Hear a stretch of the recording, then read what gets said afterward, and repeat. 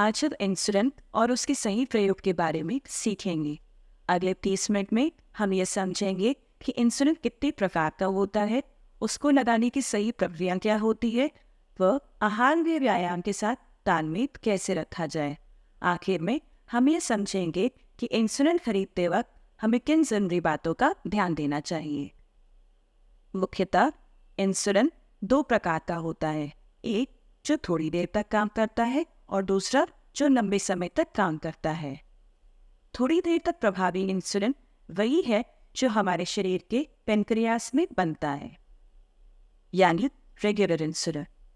जिनको डायबिटीज नहीं है उनके शरीर में यह इंसुलिन बराबर बनता रहता है, परंतु डायबिटीज की अवस्था में क्योंकि यह हमारे शरीर में नहीं बनता, इसलिए हमें इसको इंजेक्शन के रूप में लेना पड़ता है। थोड़े समय तक प्रभावी इंसुलिन पानी की तरह साफ होता है और इसे भोजन व अल्पाहार के साथ दिन में 3 से 4 बार लेने की आवश्यकता होती है। लंबे समय तक प्रभावी इंसुलिन दूधिया रंग का होता है व इसे दिन में 2 बार लेने की आवश्यकता होती है। किस परिस्थिति में अथवा किस मरीज को कौन सा इंसुलिन लेना है, यह आपके डॉक्टर ही बताएंगे। आइए अब हम देखें इंसुलिन कितने प्रकार का होता है वह कितनी देर तक काम करता है। थोड़े समय तक प्रभावी इंसुलिन। थोड़े समय तक प्रभावी इंसुलिन वही है जो हम भोजन से पहले लेते हैं। इसे दिन में 3 से 4 बार लेना पड़ता है। इस इंसुलिन का असर 30 मिनट में आरंभ हो जाता है। अधिकतम असर 2 घंटे पर होता है और 6 घंटे तक प्रभावी रहता है। यह बाजार में एक्ट्रापिड, इंसुलिन आर, हिमोसिन आर, इंसुमिन आर व अन्य कई नामों से आता है। रैपिड एक्टिंग इंसुलिन या तुरंत प्रभाव करने वाला इंसुलिन। आप में से कुछ लोगों को आपके डॉक्टर ने शीघ्र प्रभावी इंसुलिन के बारे में बताया होगा। इस इंसुलिन का असर 15 मिनट में आरंभ हो जाता है। अधिकतम असर 1 घंटे पर होता है और 4 घंटे पर ही प्रभावी रहता है। यह नोवो रैपिड, ह्यूवलॉक या अन्य कई नामों से बाजार में आता है व भोजन से 15 मिनट पहले ही लिया जाता है। अभी तक हमने सीखा भोजन के साथ लिए जाने वाले इंसुलिन के बारे में। अब हम सीखेंगे लंबे समय तक असर करने वाले इंसुलिन के बारे में। लंबे समय तक प्रभावी इंसुलिन। इस इंसुलिन का असर आधे से 1.5 घंटे में शुरू हो जाता है। अधिकतम असर 6 घंटे पर होता है व 12 घंटे तक प्रभावी रहता है। यह बाजार में इंसुलिन एन, हिमोसिन एन, इंसुलोडार्ट, इंसुमिन एन व अन्य कई नामों से आता है। अधिक लंबे समय तक प्रभावी इंसुलिन। इस इंसुलिन का असर 24 घंटे तक एक समान रहता है। इसको दिन में 1 से 2 बार लेने की आवश्यकता होती है। यह बाजार में बेसलॉ या नांटिस के नाम से मिलता है। आइए अब हम सीखें इंसुलिन का आहार के साथ तालमेल कैसे रखा जाता है। हम दिन में 3 मुख्य आहार लेते हैं, सुबह का नाश्ता, दोपहर का भोजन व रात का भोजन। इन तीनों भोजन के पहले लिया हुआ रेगुलर इंसुलिन हमारे ब्लड शुगर को नियंत्रित रखता है। वह अपना असर 6 घंटे तक रखता है। लंबे समय तक प्रभावी इंसुलिन यानी एनपीएच इंसुलिन जो हम सुबह लेते हैं अपना असर शाम तक करता है और रात को लगाया हुआ एनपीएच इंसुलिन अपना असर अगली सुबह तक करता है। इन तीनों मुख्य भोजन के अतिरिक्त आपको अल्पाहार लेने की जरूरत हो सकती है। कभी कभी इस अल्पाहार के साथ भी आपको शीघ्र प्रभावी इंसुलिन लेना पड़ता है। इंसुलिन को खाना खाने से कितनी देर पहले लिया जाए। रेगुलर इंसुलिन को भोजन से 30 मिनट पहले लिया जाता है व रैपिड एक्टिंग यानी कि शीघ्र प्रभावी इंसुलिन को भोजन से 15 मिनट पहले लिया जाता है। आइए अब हम सीखें कि इंसुलिन खरीदते समय हमें किन चीज़ों का ध्यान देना चाहिए। इंसुलिन खरीदते समय सबसे पहले इंसुलिन का नाम जरूर पढ़ें, उसकी समाप्ति तिथि को देखें व उसका रंग चेक करें। इंसुलिन कितने यूनिट का है इसका भी ध्यान दें। वह आपका दुकानदार काम करते हुए फ्रिज से निकाल कर दे रहा है या नहीं। आपको इस बात का भी ध्यान देना है कि बोतल व सिरिंज पर नापने का निशान मिलना चाहिए, यानी कि 40 यूनिट के इंसुलिन के साथ आपको 40 यूनिट वाली सिरिंज का ही प्रयोग करना है और 100 यूनिट के इंसुलिन के साथ आपको 100 यूनिट वाली सिरिंज का ही प्रयोग करना है। कभी भी 40 यूनिट के इंसुलिन के साथ 100 यूनिट की सिरिंज का इस्तेमाल या 100 यूनिट की इंसुलिन के साथ 40 यूनिट वाली सिरिंज का प्रयोग क्या करें। अब तक हमने सीखा इंसुलिन कितने प्रकार का होता है, उसको खरीदते समय किन बातों का ध्यान रखें, वह भोजन के साथ तालमेल कैसे रखा जाए। अब हम सीखेंगे इंसुलिन इंजेक्शन सिरिंज में कैसे लिया जाता है। सबसे पहले अपने हाथों को साफ कर लें। अब इंसुलिन को फ्रिज से निकालकर इसकी ऊपरी सतह को साफ करें। अब जितना इंसुलिन लेना है उतनी हवा सिरिंज में भरें।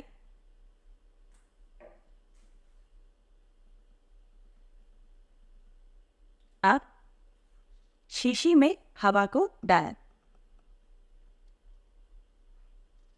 सुई को शीशी पे ही रखते हुए उल्टा करके पुनः भरना शुरू करें।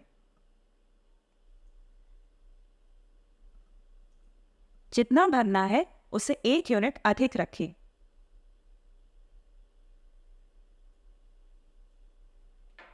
अब सिरिंज को सीधा रखते हुए चुटकियां मारें।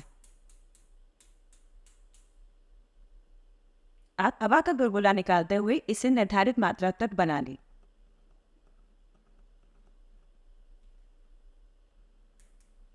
अब यह लगाने के लिए बिल्कुल तैयार है।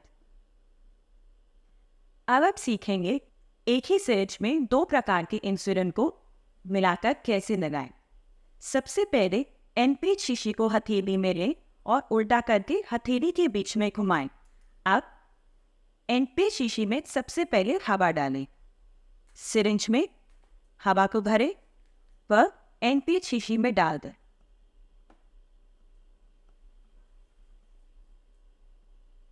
सिरिंज में हवा भरें और रेगुलर शीशी में हवा डालें। सुई को इसी में रखते हुए उल्टा करके भरना शुरू करें। जितना भरना है उससे 1 यूनिट अधिक भरें।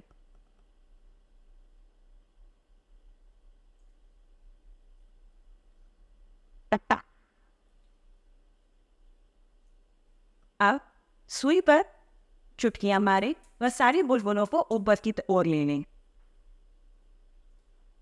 हवा निकालते हुए इसे निर्धारित मात्रा तक बनाएं।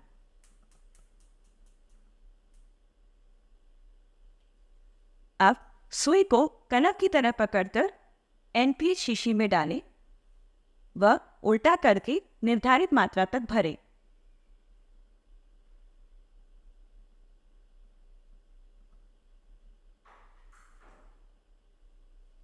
सुई को निकाल लें। अब यह इंसुलिन लगाने के लिए बिल्कुल तैयार है। याद रखिए, clear first then cloudy. Insulin syringe के अलावा पेन से भी लगाया जा सकता है। इंसुलिन पेन एक मोटे कलम की तरह दिखता है। इसके 3 मुख्य भाग होते हैं: इंसुलिन नीडल, इंसुलिन कार्ट्रिज व डोज टाइनर। अब हम सीखेंगे कि पेन का प्रयोग कैसे किया जाए। सबसे पहले नीडल को खोलें व पेन की तरफ सीधा लगाएं और घड़ी की तरह चलाएं जब तक लॉक ना हो जाए। अब कवर को निकालें। पहली बार इंसुलिन पेन को प्रयोग करने से पहले इसे प्राइम जरूर करें। इसके लिए आपको डोज डायलर को 6 यूनिट तक घुमाना होगा। ध्यान रखें कि यह निशान 6 के आगे ही हो। अब ढक्कन को खोलें।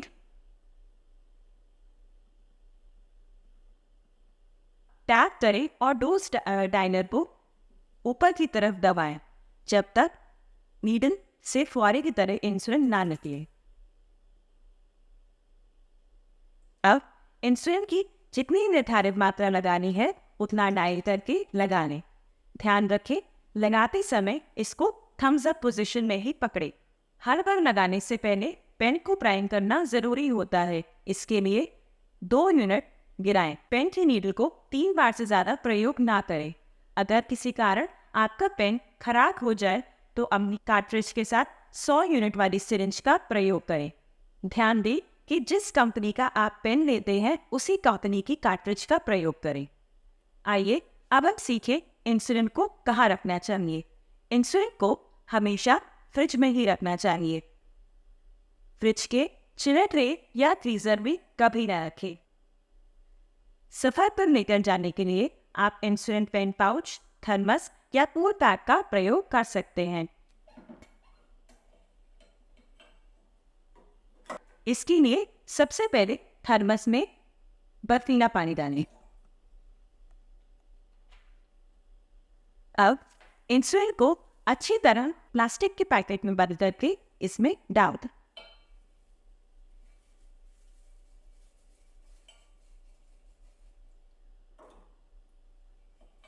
और अच्छी तरह बंद कर दें।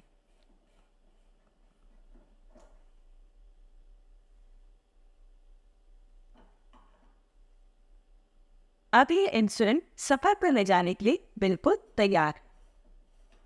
फ्रिज न होने पर आप मिट्टी के घड़े का प्रयोग कर सकते हैं। मिट्टी के घड़े को दबा दें। मिट्टी के घड़े को पानी से भर दें। वह पास की इन बालों को अच्छी तरह गीला कर लें।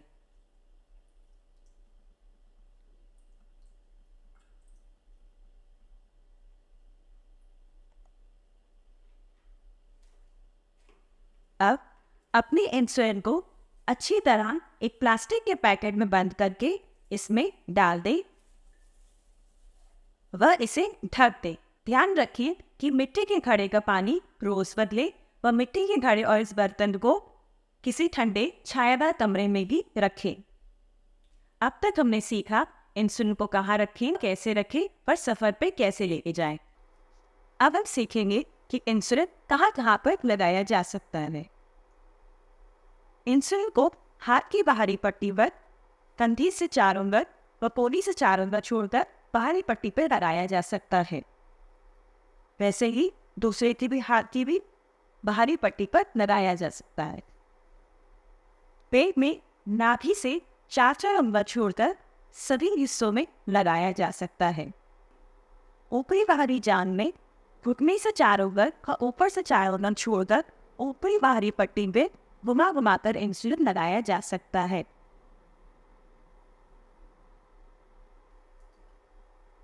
पिछली बार जहाँ पे इंजेक्शन लगाया है उससे थोड़ी दूर की ही जगह को चुनें। इसके लिए आप रोटेशन कार्ड का भी प्रयोग कर सकते हैं। रोटेशन कार्ड का प्रयोग कुछ इस तरह किया जा सकता है, जैसा कि आप देख सकते हैं। पिछली बार यहाँ लगाया था, अब हम यहाँ पे लगा सकते। इंजेक्शन कार्ड का प्रयोग पेट में कुछ इस तरह से किया जाता है। नाभि से चारों ओर कार्ड को रखा जाता है और इन जगहों पे रोटेशन कार्ड की मदद से इंजेक्शन लगा सकते हैं।